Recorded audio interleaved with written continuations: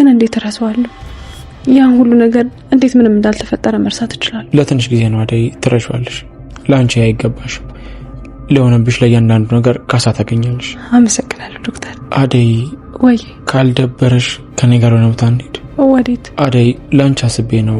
እዚህ መሆን የለብሽም። አየር መቀየር አለብሽ። በዛውም ደግሞ አንዳንድ ነገሮች እናወራለን። ይቅርታ ዶክተር፣ ለእኔ ያስበልኝ እንደሆነ አውቃለሁ፣ ግን እኔ ወዴት መሄድ አልፈልግም። ተይ አደይ፣ ራስሽን መቅጣት የለብሽም። አደይ ከሆነ ማለጠፋችም እሷን መቅጣት የለብሽም፣ መንከባከብ ነው ያለብሽ።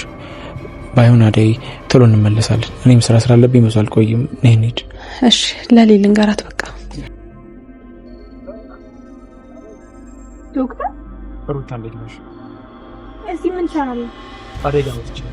ምን ነው አደይ አመመሽ እንዴ? አረ ደህና ነኝ። ከዶክተር ጋር የምንሄድበት ቦታ ስላለ ነው። ወዴት ልትሄዱ ነው? ምን ነው ፈለግሽ? አንተን? አረ አይደለም፣ አደይና ነው ላዋራት የፈለኩት። ይቅርታ ካላስቸገርኩሽ። አደይን ይዣት ልሄድ ነበረ። ስትመለስ ታወራታለሽ?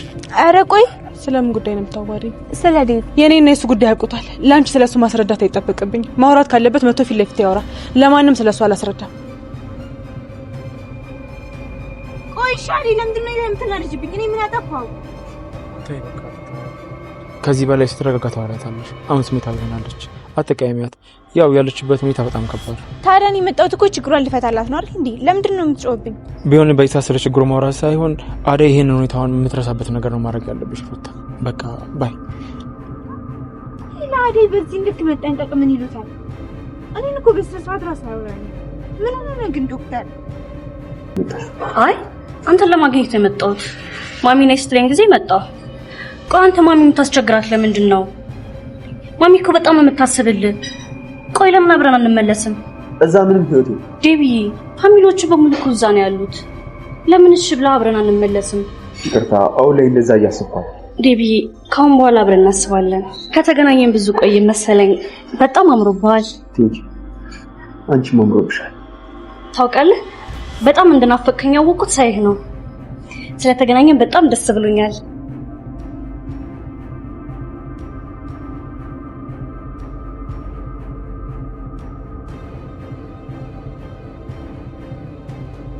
ዶክተር ለምንድን ነው እዚህ በቃ ነው? ምሳሌ ጋብሽ። አብዛኛውን ጊዜ ኮቪራ የተገናኘን ቆጥ ነው ያለው። በጣም አመሰግናለሁ።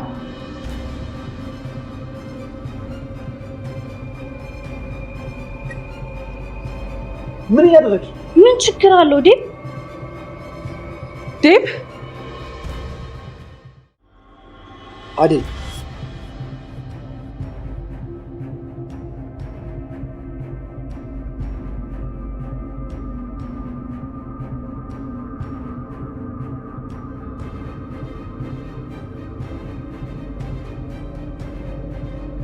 ዴቭ ከአዲሱ ፍቅረኛው ጋር እንግዲህ አደይ ፊት ለፊት ይዘዋለች። ነገሩ እንዲህ ነው። የዴቭ እናት ባቀነባበረችው ሴራ ማለት ይቻላል ሁለቱ አንድ ላይ ለትውውቅ በተቀመጡበት ሰዓት ላይ ዴቭ ሳይፈልግ እንኳን እዛ ቦታ ላይ ተገኝቷል። አደይ ግን ነገሩ ጭንቀቱ ስለባሰባት ዶክተሩ ይዞ ወጥቶ እሷን ለማዝናናት አንድ አሳቻ ቦታ ላይ ካፌ ውስጥ ድንገት ይገጣጠማሉ። ወዲያውኑ አደይ እንዳየችው በጣም ትደነግጣለች። እኔ እንደዚህ በተጨነኩበት ሰዓት ላይ እሱ ከሌላ ሴት ጋር ሆኖ እንዳይሆን ይሄ ነበረ ግምቷ። እናንተ ምን ሐሳብ አላችሁ? በቀጣዩ ክፍል ላይ የሚፈጠሩትን ትዕይንቶች ቀንጨብ አድርጌ በዚህ ቪዲዮ ላሳያችሁ። ቪዲዮውን ላይክ እያደረጋችሁ ብዛታችሁን አሳዩኝ። ቀጣይ ክፍል ላይ የመጀመሪያው ሊፈጠር የሚችለው ነገር ቢኖር አደይ ያንን ካየች በኋላ ያው እንግዲህ መጀመሪያውኑ ተናዳበት እንደነበረ ዴቭ ላይ፣ ነገር ግን ይሄንን ባየች ቁጥር ለካኔን ለመርሳት እንደዚህ ቀላል ነው ብላ እንድታስብ ነው የሚያደርጋት። እንዴት ዴቭ በዚህ መልኩ እኔን በቀላሉ ረስቶ ሌላ ሴት ለመተዋወቅ እንደዚህ ቅርብ ሆነለት ብላ እንድታስብ ነው የሚያደርጋት። ወዲያውኑ ዴቭ ግን በዛ ሰዓት ላይ ነገሩን በተረጋጋ ሁኔታ ላይ ለሷ ማስረዳት ይኖርበታል። እሱም ግን እንዳጋጣሚ ሆኖ ከዶክተሩ ጋር ስለሆነ የሚያያት እሱም ይናደድባትና ሊያስረዳት እንኳን መሞከሩን ሊተወው ይችላል። በዚሁ አጋጣሚ ግን አደይ ይሄንን ነገር ማየት ስለማትፈልግ ከዛ ቦታ ላይ ለቃ ትወጣለች። ዶክተሩ በዚህ አጋጣሚ እንግዲህ የራሱን እድል መሞከር ይችላል ማለት ነው። መጀመሪያውኑ እንደሚወዳትና እንደሚያፈቅራት አደይ አታውቅም። ነገር ግን የልብ ጓደኛዬ ነው ብላ ነው አብራው የትም ቦታ ልትገኝ የምትፈልገው። ይሄኔ እንግዲህ እናትየው በሰራችው ትልቅ ሴራ ወይንም ደግሞ ዴቭ እሷን ራሷን ወዲያውኑ ወደ መጣችበት ቦታ ላይ መሸኘት ይኖርበታል። ዴቭ የተቀመጠበት ቦታ ላይ አዲሱ ፍቅረኛው ከዚህ በፊት እንደሚተዋወቁና እናትየው ደግሞ የምታስበው ሀብታም ለሀብታም እንጂ እሷ ጋር ምን ትሰራለህ? ቺም ቢሆን ቤተሰቦቿም ከበርቴ ናቸው። ያ ማለት ገንዘብ ስላላቸው አንተም ቢሆን አትቸገርም። የዴቭ እናት ሐሳቧ ይሄ ነው። ሁለቱ ከተጋቡ በኋላ ውጪ ሄደው አብረው እነሱ ጋር እንዲኖሩ ነው የምትፈልገው። ይሄንን ሁሉ ቀለል የሚያደርግላት ግን እዛውኑ መጀመሪያውኑ ዘመዶቿን በመተዋወቅና በቤተሰብ የሚመጣ ሰርግ ለቤተሰብ ብቻ ነው ትርፉ እንጂ እነሱ ወዲያውኑ መጣላታቸው የማይቀር ነገር ነው። በዚህ ሁኔታ ላይ ከልጅቷ ጋር ቢተዋወቅም ግን እናትየው አላማዋ እዚህ መቅረት የለብም፣ እኔ ልትሸውለኝ ነው ወይ? እኔ ከሄድኩልህ በኋላ መቼስ እኔ ያመጣውልህን ሚስት ፈታት መልሰ እቺ አደይ የምትላት ጋር መልሰ ልትገባ ነው። ስለዚህ በአሁኑ እኔን ማስቸገር የለብህም፣ አታናደኝ፣ ለራሴ ህመም አለብኝ። እሷን ታገባትና አብረን ወደ ምጣንበት እንሄዳለን ነበር ሐሳቧ። የመጀመሪያ ጊዜ ግን እዚች የዴቭ እናት እዛ ቤት ውስጥ ወይንም የፍቅር እናት ቤት ውስጥ በምትቀመጥበት ሰዓት ላይ ብዙዎቹን ስታጥላላ ነበረ። ሰራተኞቹም ጥሩና እንዳልሆኑ ፈዛዛ እንደነበሩም እየተናገረች አንሶላው እንደውም አላርጂክ ሆኖባት ከዚህ በኋላ ሆቴል ማደር እንደምትፈልግም ተናግራ ነበረ። በጣም የፍቅር እናት ብታዝንም ግን ምንም ማድረግ አልፈለገችምና ነገሩን በእርጋታ ነው ማሳለፍ የፈለገችው። አደይም በበኩሏ ለሊ ቤት እያደረች ባለችበት ሰዓት ላይ በህልሟ እየመጣች እንኳን እያስጨነቀቻት እንደነበር አሳይታናለች። ከዛም በኋላ ግን ለሊ ካጠገቧ እንኳን መሄድም አትፈልግም። ለሊ የራሷን ነገር ማስታወስ ትፈልጋለች።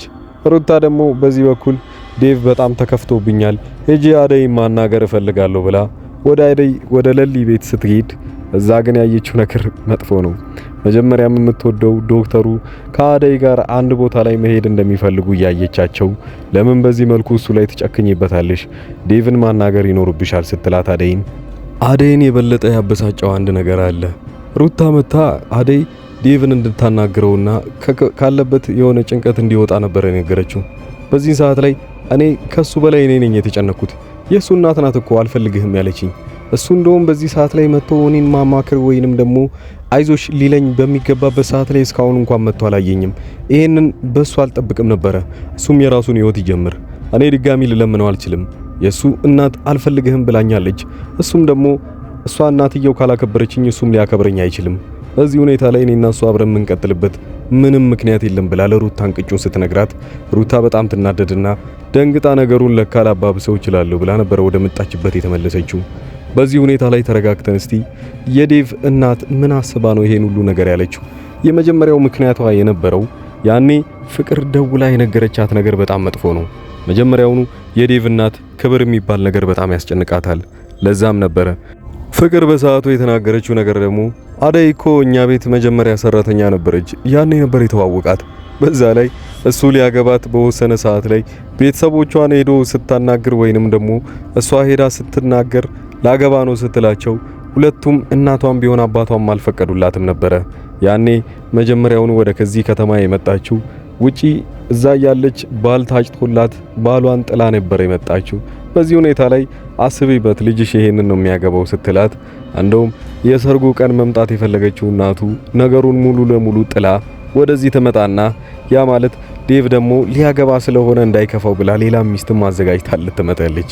አሁን የተዋወቀቻት ሚስቱ ወይንም ደግሞ ዴቭ አብሯት የተቀመጠችው ልጅ ምንም አይነት ነገር አደይ ላይ እማትደርስበት በቆንጅናም ቢሆን በሙሉ ነገር ማለት ነው።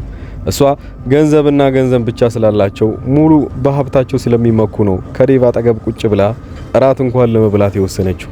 በሰዓቱ ግን እንዳጋጣሚ ሆኖ ዶክተሩም አደይ በጣም ከፍቷታል ብሎ ያው ሌላ ወጣ ብዬ ላዝናናት በሚል ሁኔታ ላይ ይዟት ይመጣና እንዳጋጣሚ አንድ ካፌ ውስጥ ይገባሉ። ወዲያውኑ ቀድሞ ዶክተሩ ነበር ያየውና እንዴ ዴቭ ብሎ ሲጠራው ወዲያውኑ ዴቭ ሲዞር አደይም ታይዋለች። አደይ በጣም ትደነግጣለች። በዚህ ልክ ፍጥነት በዚህ ልክ አይነት ባንዴ ሌላ ሴት ላይ ይዞ ሆቴል ይገኛል ብዬ አላስብም ነበር ብላ ነው የምታስበው። አስቡት ቀጣዩ ክፍል ላይ ይቅርታ ታደርግለት ይሆን? አውርታው ወይንስ በስምምነት ይጨርሱታል? አሊያም ደግሞ ወዲያውኑ ተናዳ ጥላው የምትወጣ ይሆናል? የትኛው ይመስላችኋል? ዶክተሩ በዚህ አይነት ነገሩ ለሱ እየተሳካ ይመስላል። ፈጣሪው ሰምቶት ምናልባት አደይን የሱ ሊያደርገው ይሆን ወይ ብሎ ራሱ እንዲያስብ ያደርገዋል። ትንሽዬ ምክንያት ካገኘ እንደዛው የሚቀጥልበት ይሆናል። አደይ በዚህ ሰዓት ከፍቷታል። ዶክተሩ ካጠገቧ ሆኖ እሷን እያጽናናት ነው የሚገኘው። እናንተ ምን ታስባላችሁ? በዚህ አይነት ዶክተሩ ጋር ያለው ፍቅር እንደገና ሊያገረሽበት ይችል ይሆን ወይ? ሀሳብ አስተያየታችሁን ኮሜንት ላይ ያስቀመጣችሁልኝ እስካሁን ድረስ እያዳመጣችሁኝ ካላችሁ ቻናሉን ሰብስክራይብ በማድረግ በቅርቡ 100,000 አንድ ላይ ምንገባ ይሆናል።